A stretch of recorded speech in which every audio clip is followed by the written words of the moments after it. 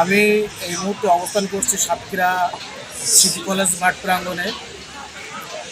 2 দিনব্যাপী পিঠা উৎসবের আজকে উদ্বোধনী অনুষ্ঠান ছিল। তো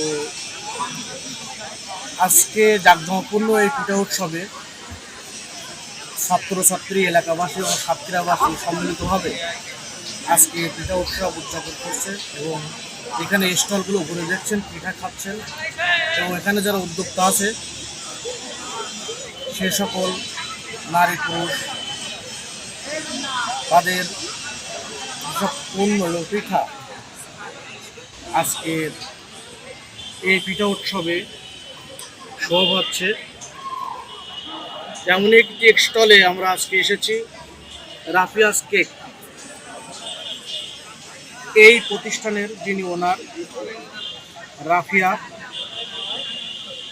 তার কাছ থেকে আমরা শুনব, তিনি আমাদের জানাবেন উদ্যোক্তা হয়ে ওঠার পেছনের গল্প এবং এই জার্নিটা কেমন ছিল তিনি আমাদের জানাবেন আজকে দৈনিক ঢাকা প্রতিদিনের ডিজিটাল প্ল্যাটফর্মে জানাবেন।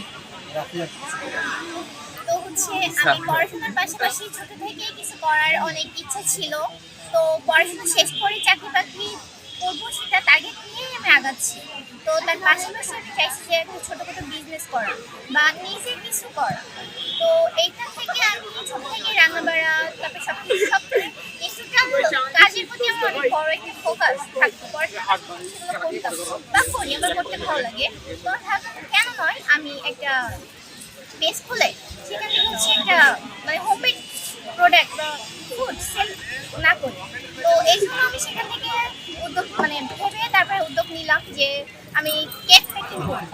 তো আমি তাই সেভাবে আগায়ে